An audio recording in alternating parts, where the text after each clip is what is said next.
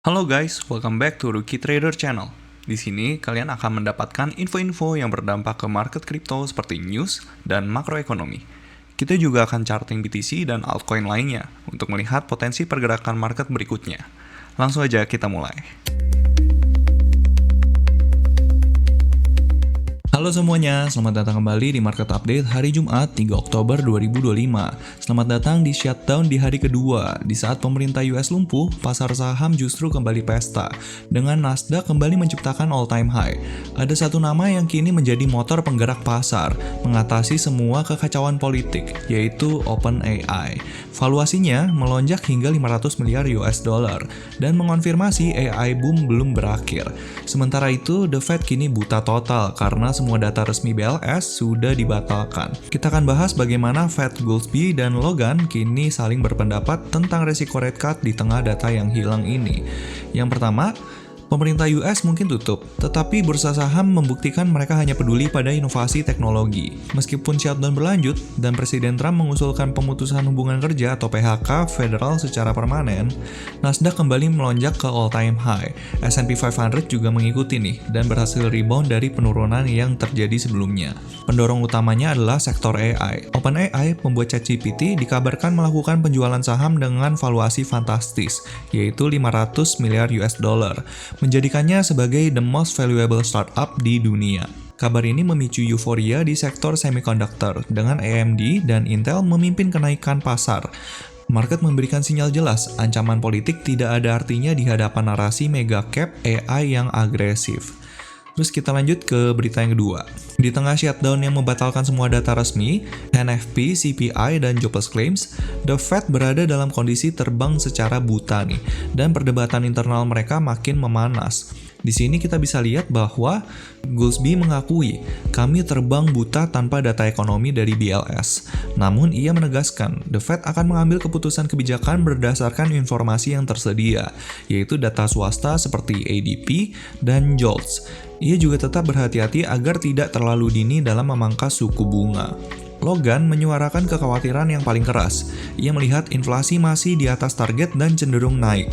Ia memperingatkan agar The Fed tidak terlalu banyak melonggarkan kebijakan, hanya untuk terpaksa membalikkan arah. Logan memberikan koneksi langsung dengan ia melihat investasi besar-besaran pada data center AI sebagai penyeimbang yang membuat permintaan ekonomi tetap tangguh, meskipun ada perlambatan di sektor lain. Logan melihat pemotongan suku bunga terbaru adalah asuransi melawan penurunan pasar tenaga kerja yang lebih cepat, bukan sebagai awal dari siklus pelonggaran agresif. Jadi bisa dibilang The Fed ini masih berusaha agar ekonomi US itu masuk ke fase soft landing, bukan hard landing, seperti itu ya. Karena kalau misalnya The Fed memotong suku bunga terlalu agresif, bisa menyebabkan market panik dan justru ekonomi US itu akan mengalami yang namanya hard landing. Terus kita lanjut ke berita yang ketiga. Di sini ada dua wild card yang bisa mengubah arah pasar hari ini. Yang pertama, data pekerjaan September NFP ini dilaporkan sudah dikumpulkan dan kemungkinan siap dirilis oleh staf yang dirumahkan. Senator Demokrat Elizabeth Warren telah meminta agar laporan NFP ini dirilis hari ini, meskipun terjadi shutdown. Jika laporan ini dirilis, melawan prosedur shutdown, ini akan menjadi solusi data instan yang sangat ditunggu pasar dan The Fed, dan akan menjadi berita besar hari ini. Pasar menanti apakah BLS akan menyerah pada tekanan politik. Terus yang gak kalah penting, Presiden Rusia Vladimir Putin mengeluarkan peringatan yang memperkuat kekhawatiran Logan. Ia mengatakan jika US menaikkan tarif terhadap mitra dagang Rusia seperti India dan China, hal ini akan menaikkan harga global, yang pada akhirnya akan memaksa The Fed untuk mempertahankan suku bunga tinggi. Jadi kesimpulannya hari ini adalah pertarungan antara optimisme teknologi melawan ketidakpastian politik total. The Fed kini masih buta dengan Goolsbee yang lumayan dovish dan Logan yang sangat cautious, menawarkan pandangan yang kontras di tengah kekosongan data. Jadi pertanyaan terbesarnya adalah, akankah NFP dirilis hari ini? Jika iya, itu akan menjadi data yang sangat dibutuhkan. Jika tidak, pasar akan terus mengacu pada ADP shock dan juga euforia AI. Terus coba kita lihat ya dari economic calendar. Di sini kalau misalnya dari economic calendar nggak ada data penting ya yang keluar kemarin, ini ini Thursday, ini bisa dibilang nggak ada data yang terlalu signifikan nih. Tapi di hari Jumatnya, ini baru keluar data Fed's balance sheet. Di sini kita bisa lihat ada penurunan ya, penurunan sedikit. Ini lumayan buruk untuk market. Harapannya sih dia bisa naik ya, karena kalau misalnya Fed's balance sheet itu naik, kita bisa tahu bahwa US itu udah mulai stop untuk melakukan quantitative tightening. Nah, kalau misalnya masih turun terus, ini bisa mengindikasikan kita masih dalam quantitative tightening. Harapannya dia bisa melonjak tinggi. Sebenarnya harapannya itu the Fed itu melakukan quantitative easing dengan Fed's balance sheet ini sebagai indikatornya. Kalau naik itu berarti quantitative easing, dan kalau misalnya malah turun itu malah quantitative tightening. Jadi kita lihat aja gimana data berikutnya. Terus coba kita lanjut ke malamnya. Malamnya ada apa nih? Oke, data S&P Global Composite PMI sama Services PMI akan keluar nih di jam 8.45. Jadi kita perlu hati-hati karena kedua data ini sangat berpengaruh ke kekuatan US dollar. Jadi nanti kita lihat aja datanya seperti apa. Terus lanjut ada ISM Non-Manufacturing PMI dan ISM Non-Manufacturing Prices. Ini juga akan sangat berpengaruh nih ke kekuatan US dollar karena data-data ini bisa mencerminkan bagaimana kondisi ekonomi US nih. Soalnya kan US itu kan negara yang sektor bisnisnya itu banyak bergerak di bidang jasa gitu. Beda sama China. Kalau China itu sektor bisnisnya banyak yang bergerak di bidang produksi. Nah, jadi data ini untuk yang non-manufacturing PMI dan prices ini akan sangat berpengaruh ke kekuatan US dollar. Jadi kita lihat aja ya. Untuk datanya di jam 8.45 sampai jam 9-an malam. Seperti itu. Terus kita lanjut aja langsung ke far side ya. Gue penasaran nih untuk Bitcoin ETF flow. Gimana ETF flow-nya? Nah, di tanggal 1 Oktober ini ternyata BlackRock inflow-nya gede banget ya. 405,5 juta US dollar. Yang mengakibatkan di tanggal 1 Oktober itu inflow ETF-nya itu mencapai 675,8 juta dolar. Ini gede banget ya. Jadi bisa dibilang ETF flow-nya itu udah naik banget. Bahkan di 3 hari terakhir itu mencapai 1,5 miliar US dollar loh. 500 juta, 400 juta, 600 juta. Ini insane banget. Jadi bisa dibilang ETF itu lagi benar-benar masuk gila-gilaan. Dan kemarin di tanggal 2 Oktober ini excluding BlackRock, itu inflow-nya mencapai 160,7 juta dolar. So, bisa dibilang ini walaupun masih excluding BlackRock, tapi kalau misalnya kita lihat dari data sebelumnya, kemungkinan sih BlackRock akan inflow lagi ya. Kayak gitu untuk ETF flow-nya Bitcoin. So, ETF flow-nya masih sangat bagus, masih sangat kenceng. Kita perlu lihat nih nanti dari price action-nya di chart. Tapi sekarang kita bahas dulu dari ETF flow-nya Ethereum. Semoga ETF flow-nya Ethereum itu bagus juga ya, karena Bitcoin-nya gede banget nih. Oke, untuk ETF flow-nya Ethereum ternyata nggak terlalu sama nih sama Bitcoin. Soalnya yang paling gede itu masih di tanggal 29 September dan 30 Septembernya masih 127, kemarin tanggal 1 masih 80,9, walaupun BlackRock ada pembelian ya di 26,2 juta dolar, tapi inflow-nya itu nggak 3 digit nih, jadi kurang mantep. Nah, di tanggal 2 Oktober ternyata ETF flow itu 3 digit nih, 130 juta US dollar. Tapi ini masih excluding BlackRock. Jadi kita lihat aja datanya seperti apa. Kalau misalnya BlackRock itu udah rilis ya datanya. So, ETF masih bagus ya, masih kenceng, belum ada outflow sama sekali. Dan kalau misalnya dibandingin sama outflow di minggu lalu, di ETF flow-nya Ethereum itu terbilang masih kecil nih. Walaupun bisa dibilang udah mulai recovery ya dari outflow yang kemarin. Kayak gitu ya untuk ETF flow. Terus kita langsung bahas aja ya ke price action. Nah, untuk price action gue mau mulai dulu dari S&P 500. Untuk S&P 500 kita mulai dari 4 hour deh. Nah, 4 hour ini ada keadaan yang lumayan menarik nih. Karena dia udah break off structure di sini. Lihat di sini, dia di sini udah valid melakukan pullback untuk 4 hour-nya dan dia udah bouncing dari sini. Ini sebelumnya adalah demand 4 hour di sini. Terus dia bouncing dari demand 4 hour ini dan dia berhasil creating all time high lagi. Per sekarang sih good ya. Dia masih momentumnya masih bagus, dia masih kenceng. Jadi untuk aset berisiko bisa dibilang dia masih dapat money flow gitu. Per sekarang sih demand-nya udah berpindah ke area sini, tapi di sini tempatnya tuh sama kayak demand 1 hour. Kenapa gue bilang sama? Karena lihat di sini. Di 1 hour-nya sebenarnya dia udah pullback. Sayangnya dia belum breakout nih dari sini. Dia belum breakout dari sini, dan kalau misalnya dia udah breakout baru kita bisa tandain nih kalau area ini tuh udah break off structure, tapi karena belum kita masih taruh dia sebagai resisten ya. Dan demand-nya masih di sini. Kalau misalnya dia udah breakout kayak gini. Nah, closing body secara 1 hour baru kita bisa pindahin demand 1 hour-nya ke sini kayak gitu ya. So per sekarang still good untuk saham US, masih kenceng dan masih dapat money flow flow. Sekarang kita perlu hati-hati karena hari ini adalah hari terakhir untuk perdagangan di US. Jadi bisa jadi akan volatile, apalagi masih ada isu bahwa NFP bisa aja dirilis hari ini. Jadi kita masih perlu hati-hati ya dan perlu waspada nih. Dan sekarang sih pergerakannya masih strong ya. Kalau misalnya kita lihat di daily juga tutupan candle kemarin itu masih hijau. Jadi bisa dibilang di minggu ini itu pergerakannya itu hanya naik aja atau up only nih. Di hari Senin tutupan hijau, Selasa hijau, Rabu kenceng banget hijau. Ini dipicu sama ADP ya. ADP-nya tuh minus dan mendukung untuk the Fed itu dovish dan melonggarkan kebijakan moneternya. Dan lanjut lagi Kamis hijau, Jumat juga kemungkinan ini walaupun belum closing tapi kayaknya akan hijau lagi deh. Tapi gue nggak mau menebak-nebak, nanti kita lihat aja tutupannya kayak gimana. So be careful, bisa jadi akan ada volatilitas di US Open atau New York Session ya, kayak gitu. Untuk demand daily-nya kita udah bisa pindahin nih dari sini, itu kita bisa pindahin ke sini karena dia udah melakukan pullback ya. Dia udah melakukan pullback dan untuk internal demand-nya jadinya kita bisa pindahin ke sini. Seperti itu untuk S&P 500. So still good ya, masih bagus. Semoga money flow-nya udah bisa mulai masuk ke Bitcoin kayak gitu. Terus coba kita lihat ke total IS. Nah untuk total IS kita udah lumayan lama nih nggak melakukan pembahasan di total IS. Terakhir kita melakukan pembahasan kita itu lagi ada di sini. Dan di sini kita udah bahas juga bahwa ini adalah tempat yang bagus nih untuk melakukan pembelian karena kita pertama lagi ada di swing ini di daily. Ini adalah swingnya dan ini bisa dibilang trennya masih naik. Kenapa gue bilang trennya masih naik? Di sini kita lihat nih, ini ada higher low, higher high, higher low, higher high, dan kemungkinan di sini bisa tercipta higher low. Dan untuk PR utamanya masih sama ya, dia harus bisa breakout dari resistance ini. Dengan dia breakout dari resistance ini otomatis daily-nya itu udah breakout dan melakukan breakout structure kayak gitu. Dan untuk demand daily-nya kita bisa pindahin ke sini. Per sekarang masih bagus banget ya pergerakannya. Pertama, gue pengen bahas dari gambaran besar dulu di weekly time frame. Sebelumnya tuh kita bergeraknya kayak gini nih. Dia run kenceng, konsolidasi, run kenceng, konsolidasi, run kenceng, koreksi lumayan dalam sampai ke demand monthly ini. Terus habis itu run kenceng lagi. Ini pas lagi di daily-nya ya, kita lihat ya daily-nya.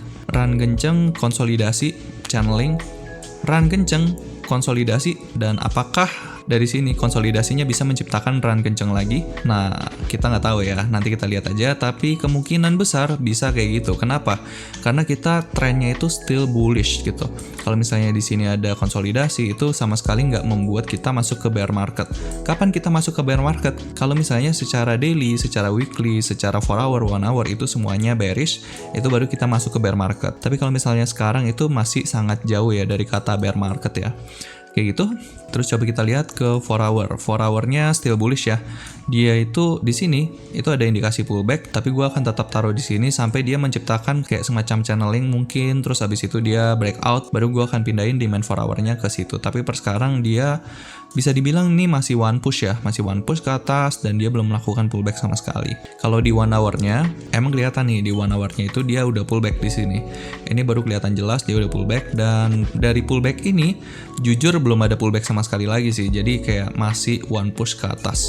Per sekarang ini ada indikasi pullback, tapi kalau misalnya abis ini dibalas candle hijau lagi kenceng gitu, itu masih belum bisa gitu dibilang pullback. Bisa dibilang untuk buyer sekarang itu masih pegang kontrol atas price action di total IS. By the way, total IS kalau misalnya ada yang nggak ngerti, ini adalah gabungan keseluruhan market cap crypto ya, tapi excluding stable coins. Jadi Bitcoin, Ethereum, dan seluruh altcoins itu dihitung di sini. Jadi pergerakan ini bisa mencerminkan altcoins dan BTC dan Ethereum yang kita pegang kayak gitu. Tapi pergerakannya itu nggak menghitung market cap dari stable coins kayak USDT, USDE, USDC, itu semuanya nggak terhitung. Jadi ini pure cryptocurrency yang bisa kita investasi gitu. Kalau stable coins kan kebanyakan kayak fiat gitu, jadi nggak terlalu bisa berpengaruh ke price action gitu. Seperti itu untuk total IS. Coba kita langsung bahas ke total 3 IS nih. Nah untuk total 3 IS ini ada kondisi yang lumayan menarik nih. Jadi dia udah berhasil nih breakout dari SNR ini. Ini SNR lumayan krusial sih sebenarnya. Kenapa? Lihat di sini ya. Di sini dia sempat menjadi resisten kan? Resisten, di sini sempat menjadi resisten juga. Terus abis itu menjadi support di sini, menjadi resisten di sini. Dan tadinya gue pikir tuh dia bisa menjadi resisten gitu. Jadi dia bisa pullback dulu dan gue bisa memanfaatkan pergerakan altcoins tuh di situ. Tapi ternyata nggak dikasih guys. Tapi ternyata nggak dikasih, dia langsung aja naik ke atas dan gak ada hambatan sama sekali ya. Jadi untuk position swing yang udah gue pegang itu udah pada running semua gitu, dan rata-rata udah gue bahas juga ya di pembahasan yang sebelumnya, kayak Cardano, ENA yang paling gede itu di Ethereum itu juga oke banget pergerakannya dan kencang banget. Dan per sekarang kalau misalnya kita lihat di sini dia itu one push ya ke atas kalau secara daily, tapi pergerakannya masih di dalam one swing ini nih.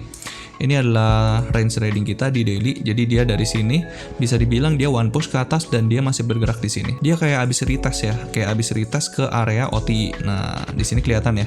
Untuk area OTI-nya di sini kita lihat nih yang 0,79 itu ternyata dia mampu mempertahankan pergerakannya altcoins itu untuk tetap bullish gitu di sini. Jadi dia retest ke area itu terus habis itu mantul kencang. Dan kalau misalnya kita lihat di lower time frame-nya, nah coba kita lihat ya. Di 4 hour time frame-nya, even di demand 4 hour ini masih mampu nih mempertahankan pergerakannya total 3 IS itu untuk tetap bullish. Lihat di sini, ini kan last pullback nih untuk 4 hour. Dia one push ke atas. Di sini ada low internal tapi nggak mampu menciptakan higher high di sini karena dia belum closing body. Terus dia turun retest ke demand 4 hour ini dan langsung mantul. Dan ternyata pergerakannya itu sama persis ya sama proyeksinya ya. Jadi bisa dibilang dari sini dia melakukan pemantulan, terus habis itu retest, terus habis itu melakukan kenaikan yang kencang. Jadi bisa dibilang pembahasan kita kemarin itu benar ya, dan terbukti price action-nya itu sejalan nih sama analisa kita. So, congratulations kalau misalnya kalian ada melakukan pembelian ke altcoins yang kalian punya conviction tinggi, karena kalian udah pasti up yang lumayan kencang, karena tergambarkan di total 3 IS ini ya.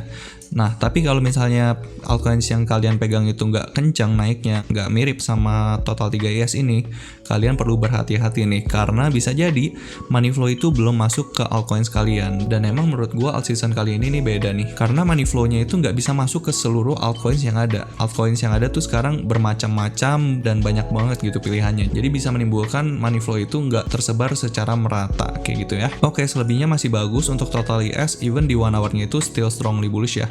Di sini ada pullback dan kita bisa pindahin untuk demand terakhirnya itu di sini, demand 1 hour, dan still good ya, pergerakannya masih bagus banget. Jadi balik lagi harapannya dia harus bisa take out nih, harus bisa take out resistance ini, dan target berikutnya udah pasti all time high ya.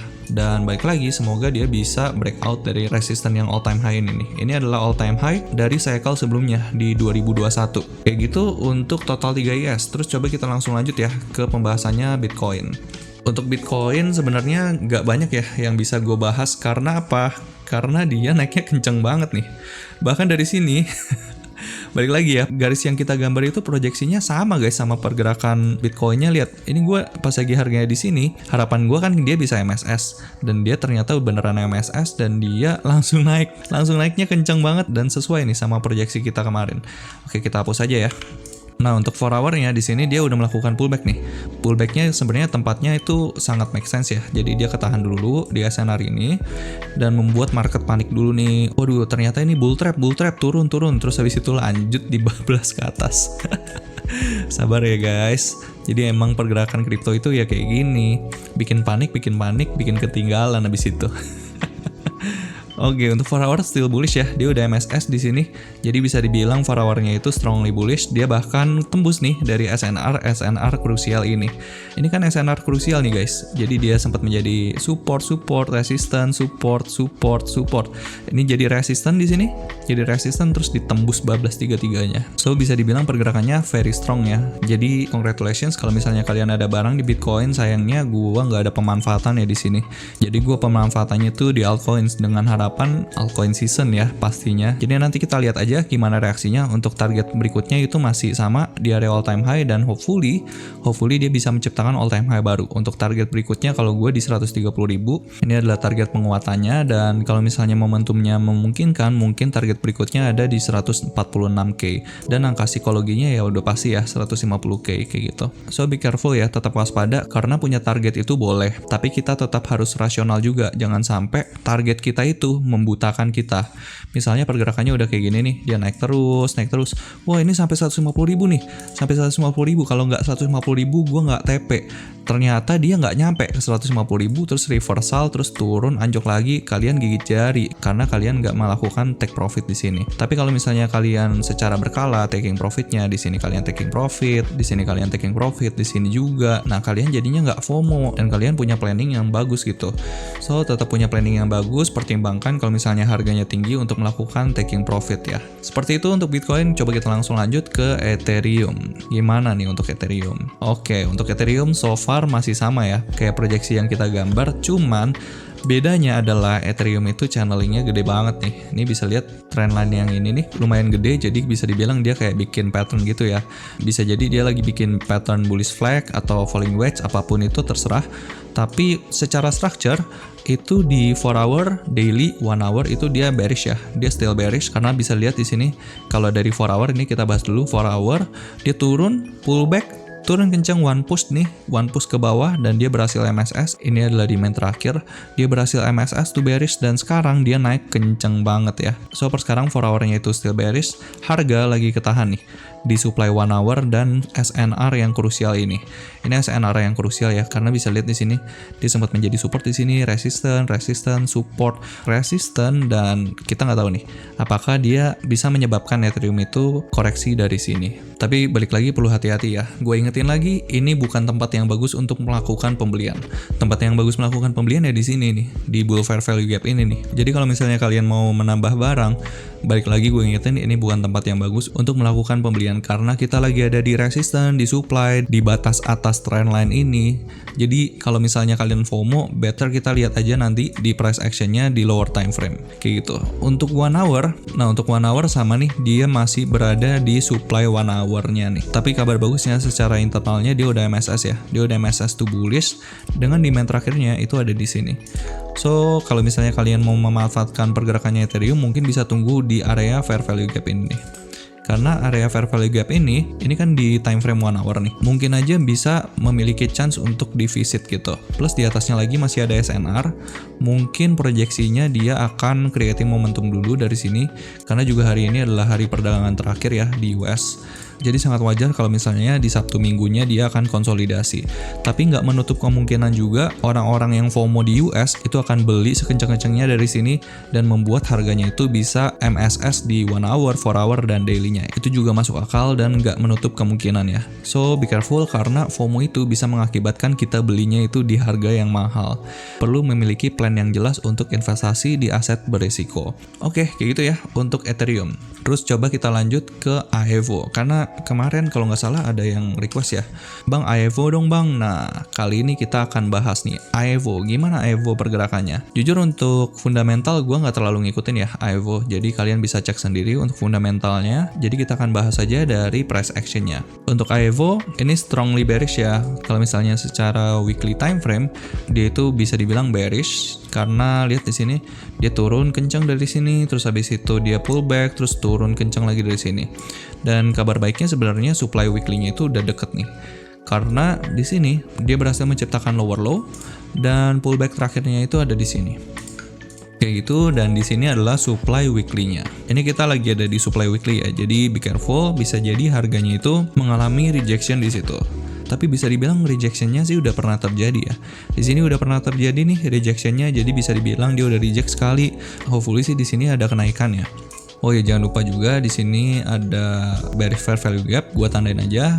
Dan kalau misalnya dia di sini ada rejection itu sangat wajar ya. Sangat wajar sekali. Di sini juga ada SNR, kita tandain ya.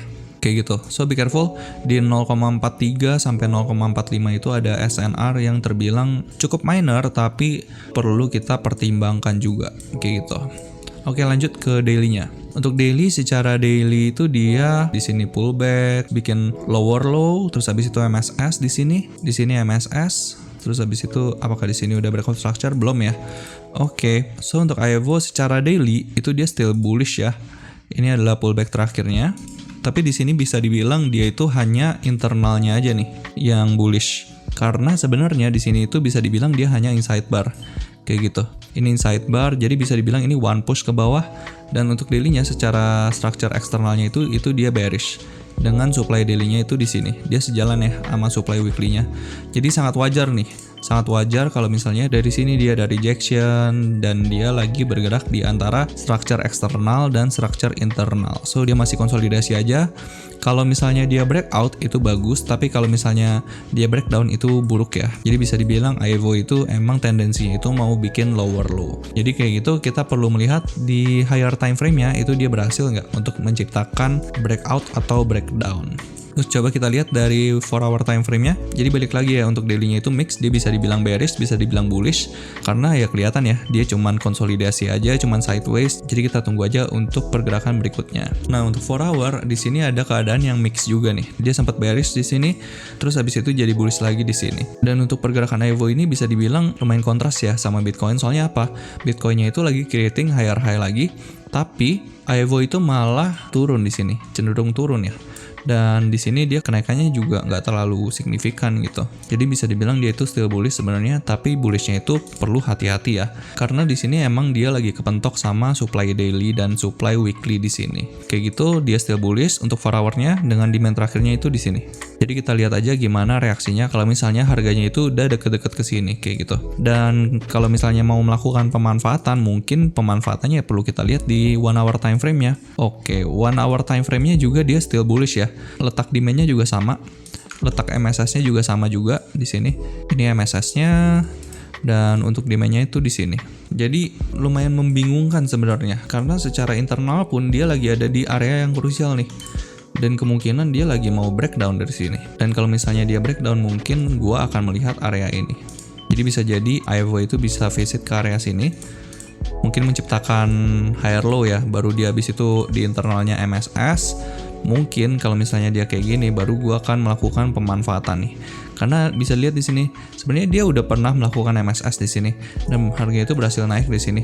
Tapi kenaikannya itu bisa dibilang korektif. Lihat di sini, naik kenceng, dibalas sellers, naik dikit, dibalas sellers, naik dikit, dibalas sellers, naik dikit, dikit, dibalas sellers. Jadi kayak buyersnya itu lack of control gitu. Jadi kurang strong gitu, kurang mantep gitu. Jadi ya mungkin aja Aevo butuh untuk isi bensin nih di bawah, baru abis itu dia melanjutkan kenaikan. Kayak gitu ya.